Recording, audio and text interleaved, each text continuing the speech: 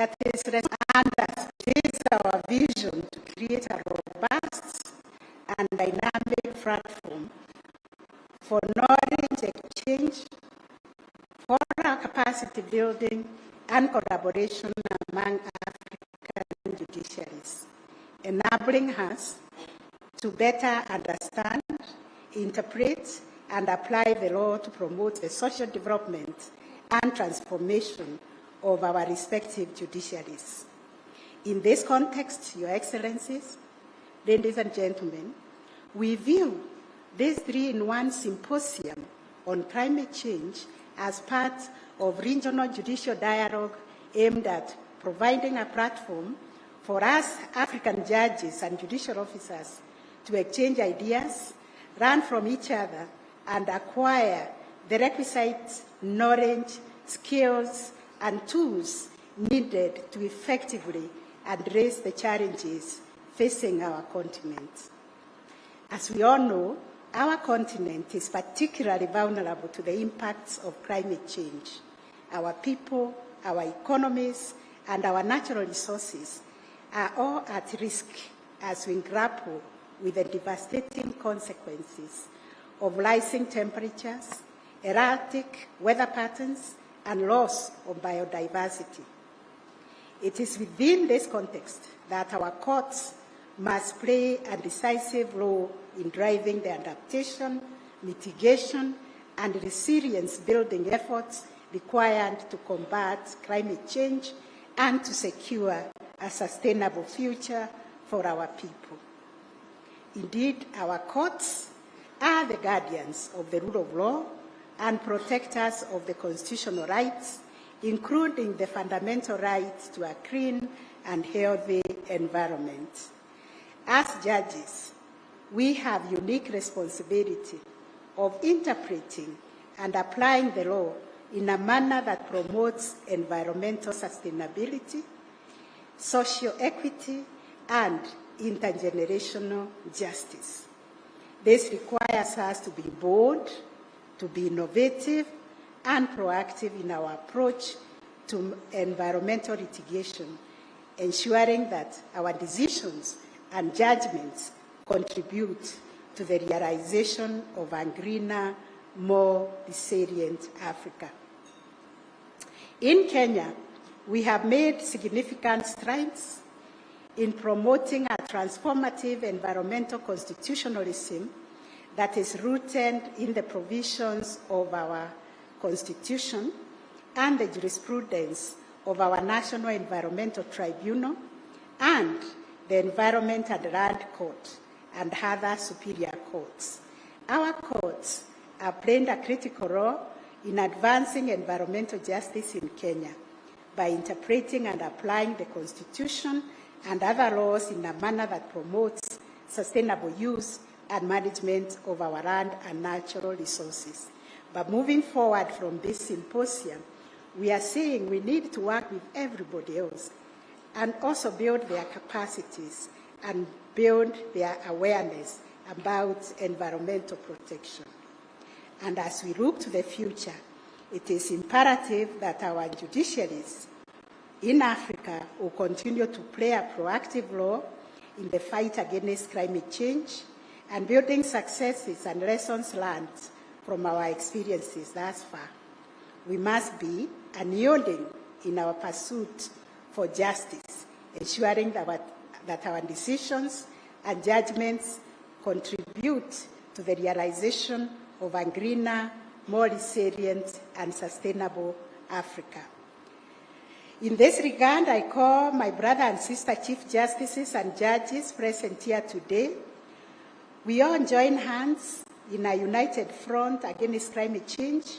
We leverage on our collective wisdom, expertise, and our power of convening others to develop a jurisprudence that is uniquely African and responsive to our shared concerns. Let us collaborate, let us learn from one another, and share our experiences as we work together to build a brighter, more sustainable future for our continent and our people. Your Excellency, ladies and gentlemen, as I conclude, allow me to reiterate that as guardians of the rule of law and the protectors of the constitutional rights of our people, we have a unique responsibility to ensure that our decisions and judgments contribute to greener, resilient, and sustainable Africa. Let us seize this moment to reaffirm our commitment to the cause of environmental justice and to pledge our unwavering support to all the efforts that have been put together by our respective judiciaries in combating climate change.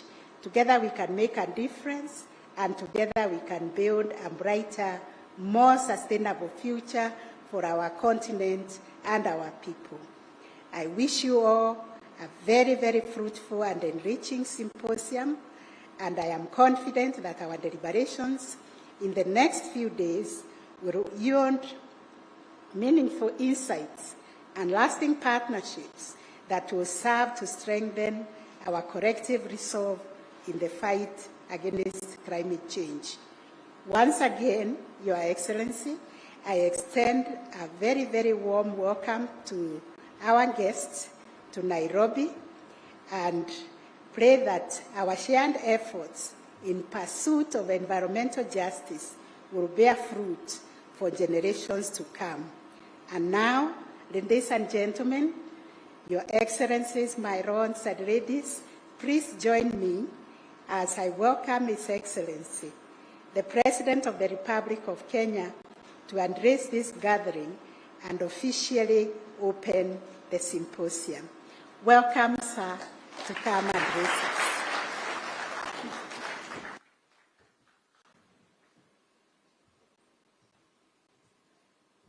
Please, let's take our seats.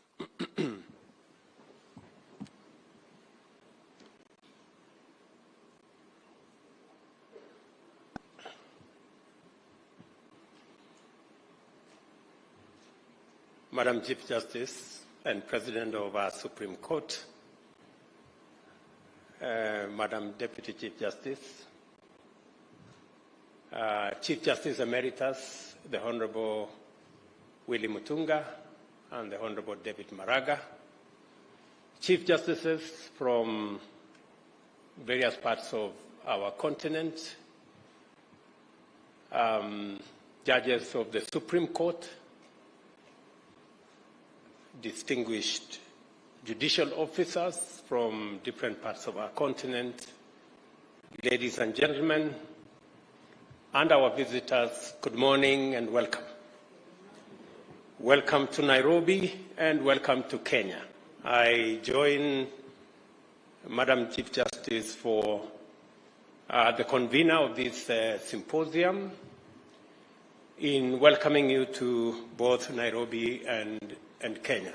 Let me volunteer some information about Nairobi and about Kenya. About Nairobi, this is the city that has a national park within 10 minutes from your hotel.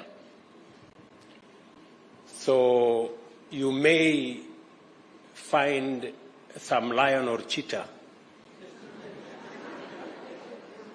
because sometimes they escape from the national park.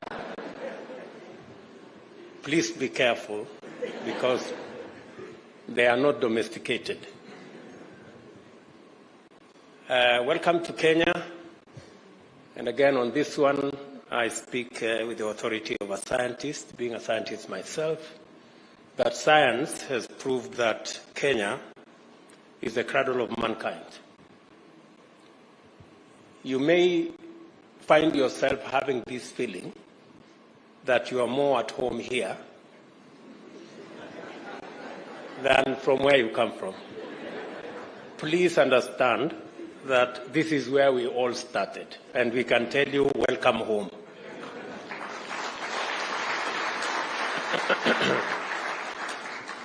And it is inspiring to be here to witness Africa's judicial leadership as you mobilize your judicial authority, intellectual power, and moral commitment to intervene in our generation's defining struggle. I am highly encouraged to note the depth of thought in your appreciation of the existential magnitude of climate change and of the imperative for urgent action by all stakeholders anchored on common institutional coordination. Although climate change is a universal existential threat, there is good reason for Africa's institutions and leadership to drive the agenda of mitigating its effects and eliminating the human activity that is driving it. The first reason is the fact that Africa is by far the least polluting continent, yet it is by far the most adversely affected by climate change.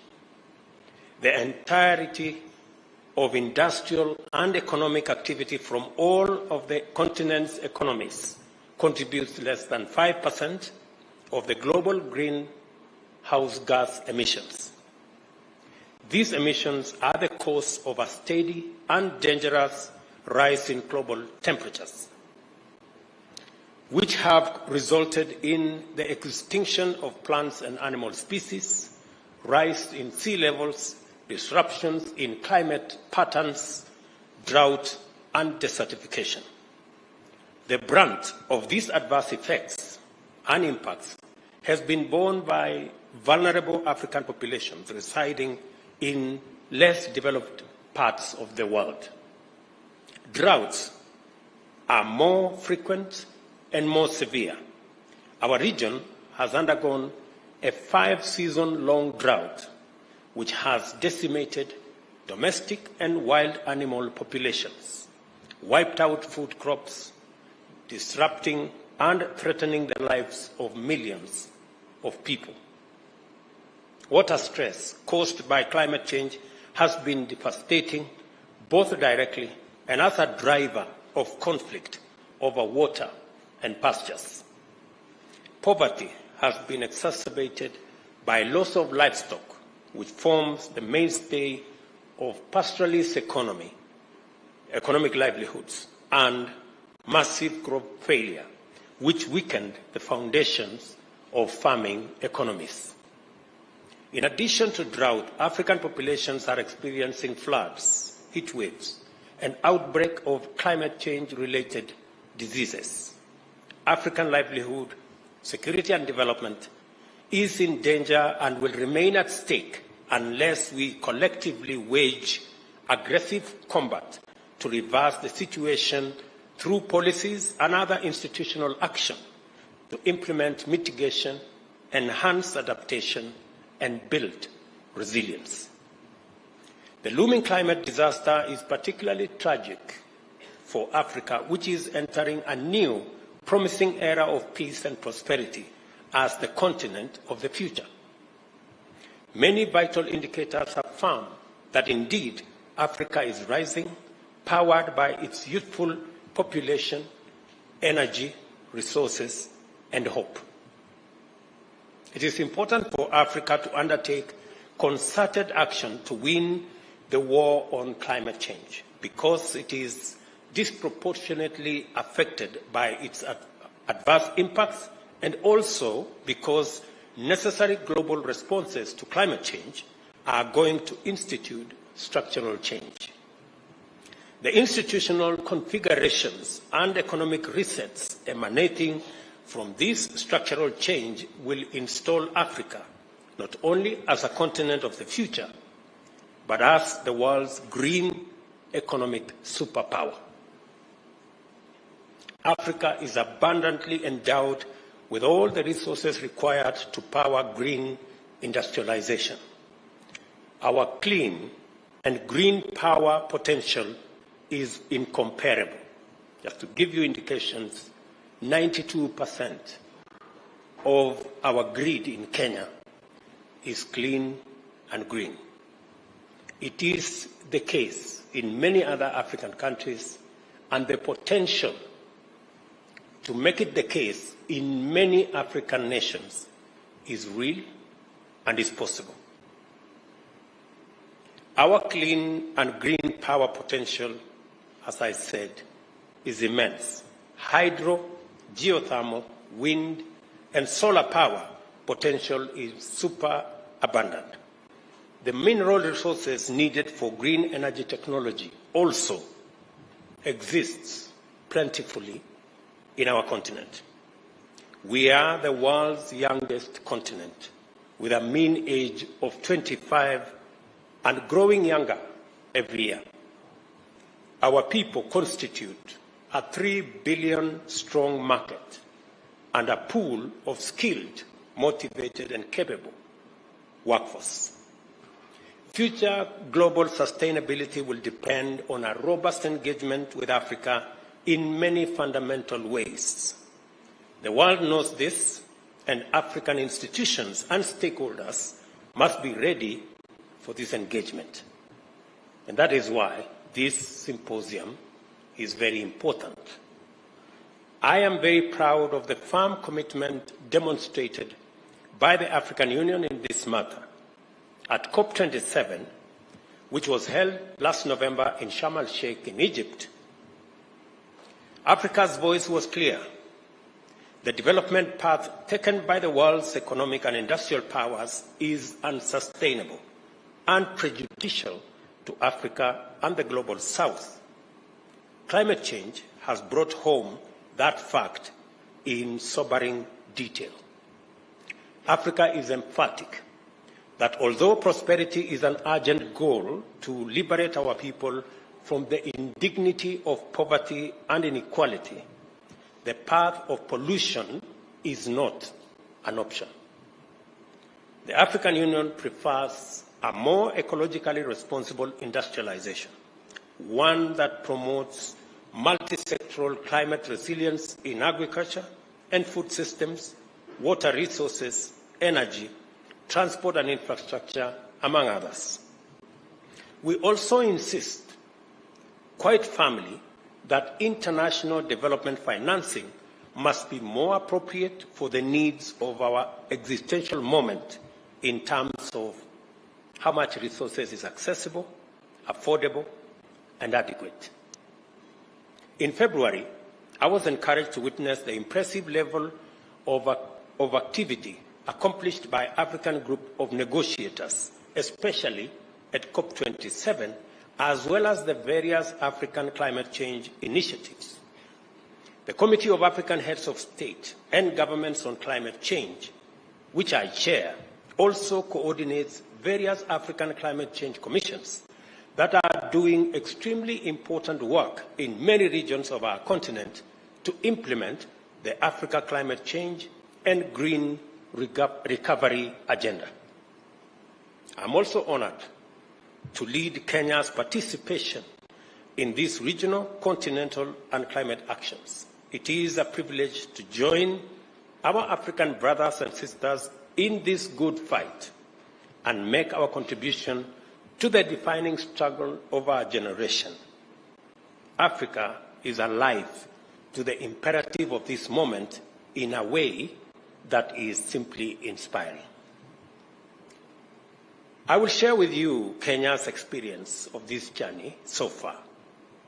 From the very inception, our aspirations for economic development and shared prosperity has been inextricably tied to a firm commitment to environmental sustainability.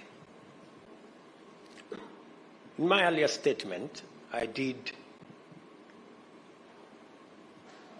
paint the picture of where we are as a continent. I mean, the power of industrialization that has been premised on fossil fuels, despite its adverse effects, is what has driven industrialization in the world so far. The world today is at a crossroads. The crossroads being, do we continue the fossil fuel powered industrialization, which is destroying our globe with disastrous effects, or do we go green? I think that decision is no longer a decision that we are waiting to make. It is an existential threat that faces us as humanity, and the option is already made for us that we can only go green. Why Africa is in a pivotal position as we go green is because, number one, Africa has the highest reserves and potential for green energy, whether it is geothermal, wind, solar, hydro. No other part of the world has the resources we have. Number two, we have the resources in our continent, the mineral resources, the natural resources, for green energy technology. Number three, we have the greatest potential for green, sustainable agriculture and food production because 2/3 of the world's uncultivated arable land is in Africa. And number four, we have the youngest population, energetic, innovative, creative. And in any case, 1/4 of the world's population will live in the African continent by 2050. So if you are looking for the people to work for this globe, for humanity, whether you like it or not, they will be in the African continent. Forget about the small migration that is happening now from Africa. Shortly, I promise you, the migration will be in the opposite direction. Very shortly. The only thing that stands between us and the huge potential we have in this continent. And I want to encourage you, as Chief Justices of our continent, the only thing that stands between us and this huge potential is a financial system that was designed to serve a different time. And that is why we are insisting that we must rethink the international financial system to align it with the reality and the imperative of this moment. It is not sustainable anymore for us, the IMF and the World Bank and the International Financial Institution in its current configuration. And we are not saying we want an international financial system that is favorable to Africa. No. We want an international financial system that is fair to everybody. Having a fair international financial system is not asking for too much. I think it's just asking for what is fair. We want to access development resources at the same rate as everybody else is. It is a fallacy for anybody to imagine that it is possible to grow any part of the world to the exclusion of any other part of the world. Because whether we like it or not, we share this globe. And if today anybody imagines that climate change is affecting the global south more than the global north, it won't be for long.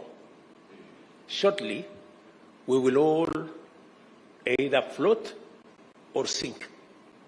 So the sooner we have a fair international financial system that makes it possible for us as humanity to exploit all the resources available to us in a sustainable manner, the better for all of us as humanity. The sooner we get ourselves there, the better. as a continent, we want to have a conversation that is balanced. Even as we demand for a fair international financial system, Africa will be coming to the table with our assets. We will not be coming to the table in any other manner. We will come to the table with our assets. We have tremendous renewable energy resources that can power green industrialization, green sustainable agriculture. We will be coming to the table with millions of enthusiastic, hardworking, innovative, creative young people. We will be coming to the table with our natural and mineral resources that can be used for green technology to power the world's future. We will be coming to the table with a huge 3 billion African market. So we will be coming with assets. And I think, good people, we must make our case unapologetically so that we can occupy our place on the table. Because I am told, if you are not on the table, you possibly could be in the menu.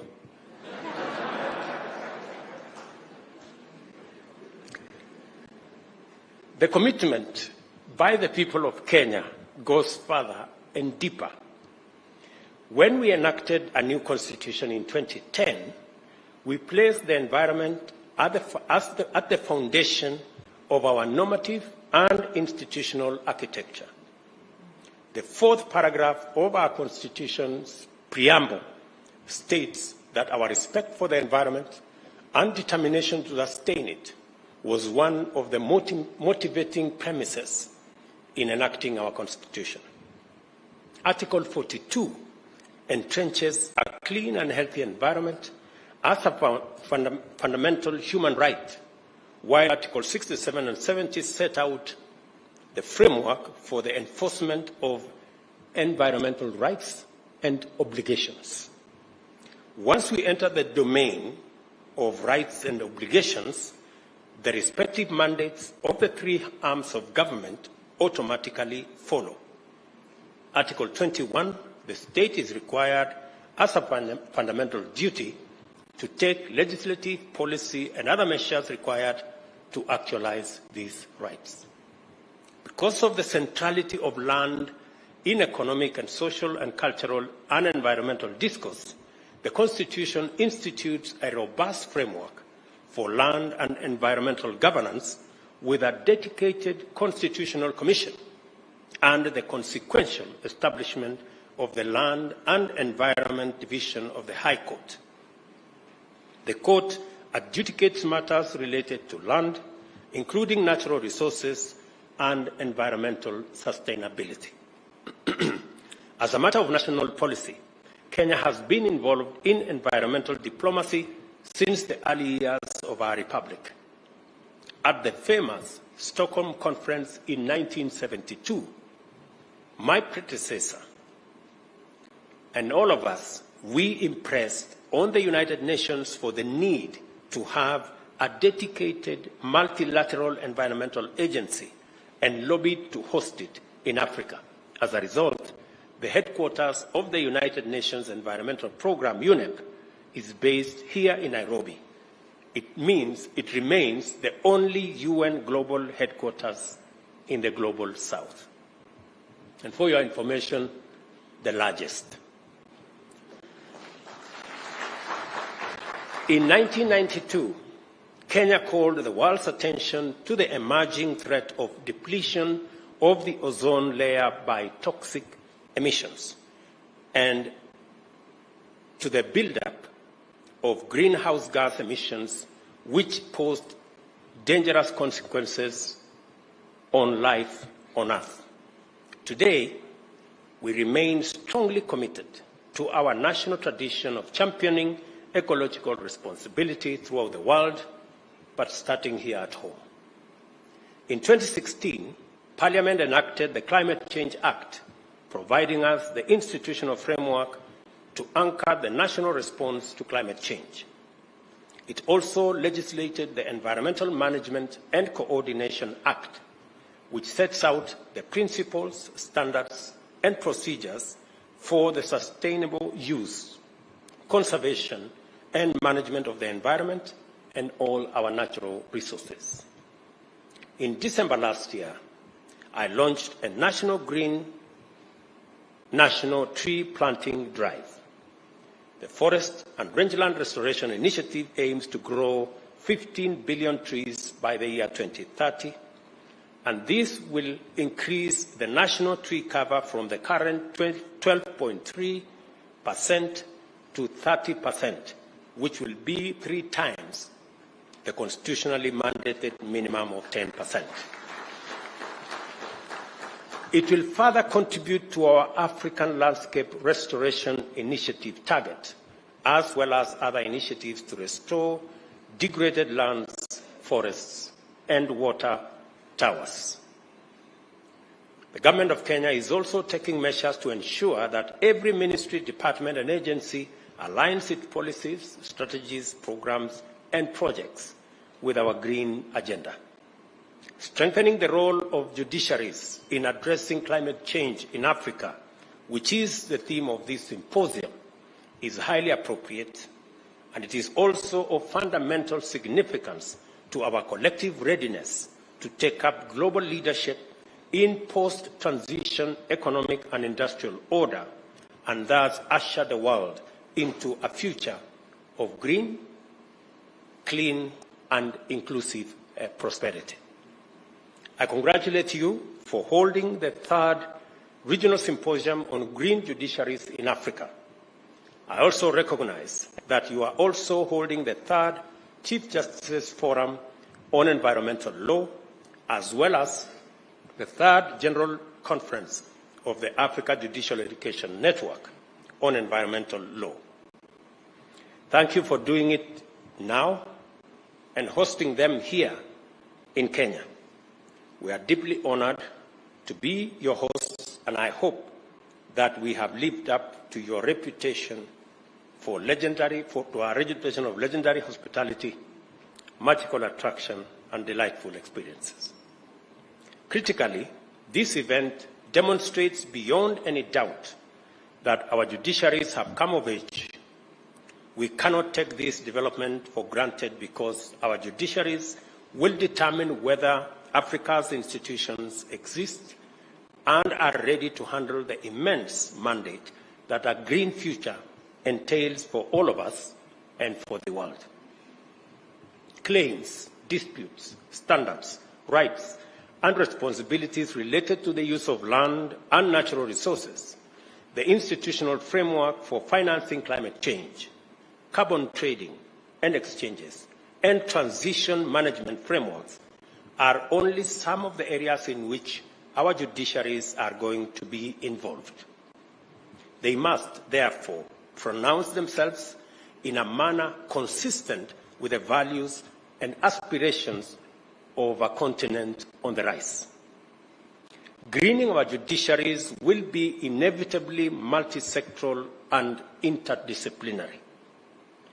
Beyond local and international human rights, constitutional, environment, trade, and economic law, our judiciaries must be exposed to diverse fields such as ecology, economics, agriculture, food systems, trade and finance, carbon markets, energy, and infrastructure, just to mention a few. To fully play your part in arbitrating and auditing Africa's aspirations to lead a new industrial revolution, our judiciaries will have to collaborate across the length and breadth of our continent, engage with diverse knowledge domains, and interact with numerous sectors. They should also formulate a unified understanding of sustainability as the guarantor of prosperity, peace and security, ecological integrity, and human well-being. Your decisions will matter a great deal. They will shape climate governance and enhance environmental justice by promoting accountability for environmental harm and facilitating collective action by all stakeholders. A few days ago, the UN General Assembly passed a resolution that the International Court of Justice renders an opinion obligating the world's biggest emitters to take responsibility for their actions. I equally challenge our judiciary to be creative and imaginative and develop jurisprudence that will enhance climate action based on the polluter pays principle.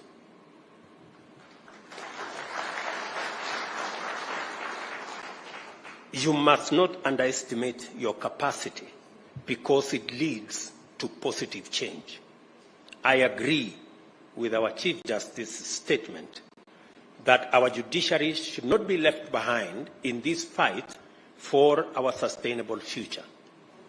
I therefore urge you to intensify your conscious place in this historic moment and take a decision to have your voices heard for the sake of our generations and the generations yet to be born. You are here to contribute a chapter to the world's history. I encourage you to proceed and write a fresh chapter of African resilience, sustainability, and global leadership in a new green industrial age. Together with the rest of Africa, I look forward to receiving a positive report about your robust engagements and fruitful deliberations. It is now my pleasure to declare the 3rd Regional Symposium on Green Judiciaries in Africa formally opened. Thank you very much. God bless you, and God bless our great continent. Asante sana.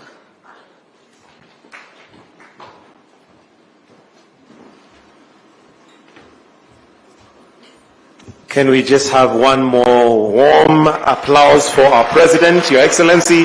Thank you for those wonderful words. We only have 2 things we'd like to do in this program as we wind up. One is to finish off with the national anthem. Then we have some pictures we'd like taken, and your lords and lady justices, kindly I request that I guide you on the photos. The 3rd thing will be lunch. Of course, after such a wonderful speech, it would be nice to have something in our stomach. So we'll start with the national anthem, then I'll guide you on how we are going to do the photos.